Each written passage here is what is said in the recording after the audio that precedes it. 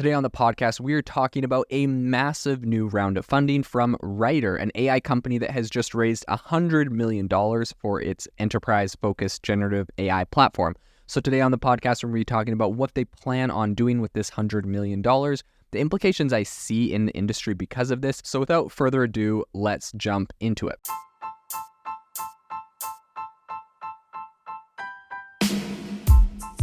Welcome to the AI Chat Podcast. I'm your host, Jaden Schaefer. Have you ever wanted to start your own podcast? I record and publish podcasts on a platform called Spotify for Podcasters, and I absolutely love it. Essentially, you can upload from your phone or computer, and it distributes to every platform that plays podcasts. They support video podcasts, and you can make money on the platform with ads or even podcast subscriptions, something that has made my life so much easier as a podcaster. So if you're interested, I highly recommend you give it a try. You can download the Spotify for Podcast app, or go to spotify.com/podcasters to get started on your podcast today. So the first thing I want to say here is the fact that Writer is a fairly solid company. This isn't their first round of funding that they've done, of course, right? You'd be fairly surprised if they were able to raise $100 off the bat. I think right now in the kind of thriving landscape of generative AI startups, the allure for investors is still very strong, especially when these startups offer really practical, like enterprise-ready solutions. So, of course, one of these is Writer. It's in the spotlight right now because it's a San Francisco-based startup developing a comprehensive generative AI platform for businesses. And the company, of course, just announced a huge $100 million Series B funding round, which was led by iconic Q Growth. And they also had some additional backing from Winderco, Balderton Capital, Insight Partners, Aspect Ventures, as well as some of their own clients, which was Accenture and Vanguard. So this latest infusion of capital really kind of catapults Writer's total fundraising to $126 million and sets its post-money valuation somewhere between $500 million and $750 million. So according to May Habib, the co-founder and CEO of Writer, these funds are earmarked for the development of, industry-specific text generation AI models. So Habib pretty much told, I think TechCrunch or someone recently, quote, "Many enterprises are still just scratching the surface on generative AI, mostly building internal Company X GPT type applications. The harder, more impactful use cases require a lot more know-how on retrieval augmentation generation, data gathering and cleaning, and workflow construction. And they're realizing that that's 90% of the work. That's the part that Writer makes much easier, and all of the data plus the large language model can be hosted in an enterprise virtual private cloud, which makes it workable for enterprise." So I think in a marketplace which has a ton of competition, right? Of course, there's OpenAI, Anthropic, AI21 Labs, Mistral AI, Jasper, Cohere, Typeface. What really I think a lot of people are asking is what gives Writer its unique edge? And so I think for starters, some of the things that they're trying to kind of position themselves as being unique for, the company really kind of focuses on training its AI models on non-copyrighted business writing. So this is, of course, something that it's not like a definitive winner right now, but I really do predict that this is where it's going to go.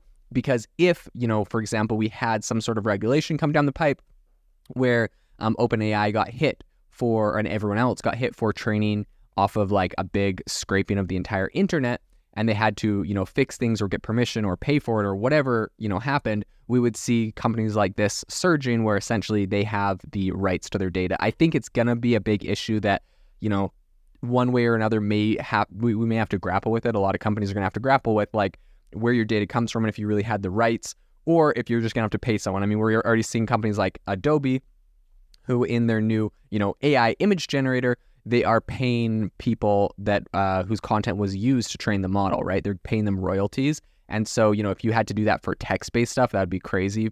So complicated to track down who gets paid what, right? Of course, Adobe, it's easy because they own a database of images, and they know whose account uploaded what. So it's a lot easier to do those payouts and stuff. They're kind of set up well for that. But for someone like OpenAI that just scraped the entire internet, how do you compensate someone that contributed to a Wikipedia article that got included in something? It's crazy. So in any case, I think this is something that businesses are interested in to some degree. Being able to say hey, look, everything that comes out of this is not copyrighted. Nothing that went into it was copyrighted, so therefore nothing that comes out of it is going to be copyrighted. You have 100% rights to it. I think there's going to be some sort of, demand for that specifically.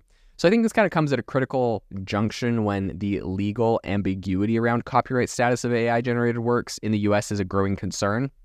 And this is something that, Writer claims its models are, quote, smaller and thus more cost-effective. So kind of adding to this, they also offer a level of transparency that allows customers to scrutinize the model's code, features, and data. And importantly, these models are never trained on customer data, which, everyone, pretty much all the people that are not OpenAI like to harp on that. Don't worry, we're not going to train off of your data.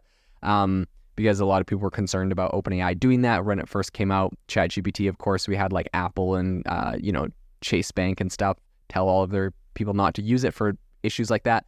Today, ChatGPT and OpenAI do not train off of your own data, and they don't train their models off of what you're putting into it unless you're on their free tiers.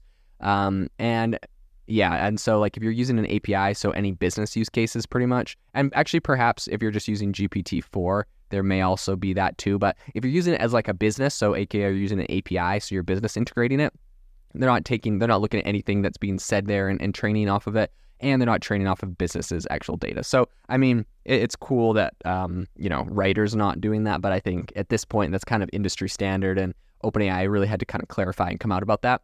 So Writer's platform also allows integrations with companies', knowledge bases. And I think this is, really kind of adding additional context information so businesses can further connect Writer's models to their data sources.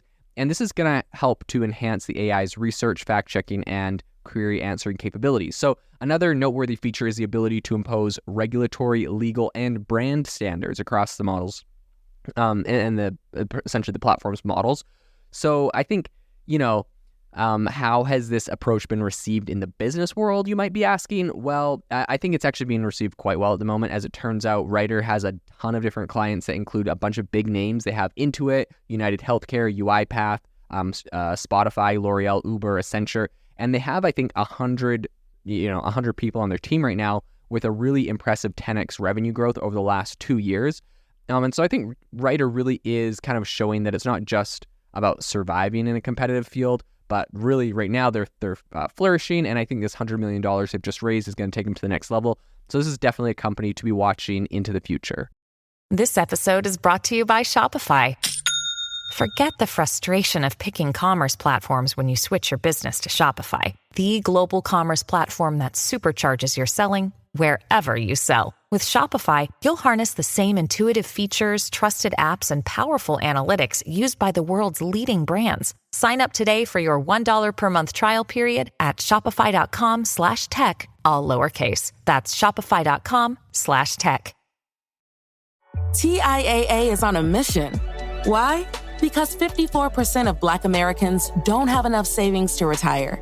So in collaboration with big-name artists like Wyclef Jean, TIAA released Paper Right, new music inspiring a new financial future. With 100% of streaming sales going to a nonprofit that teaches students how to invest. Stream Paper Right now and help close the gap.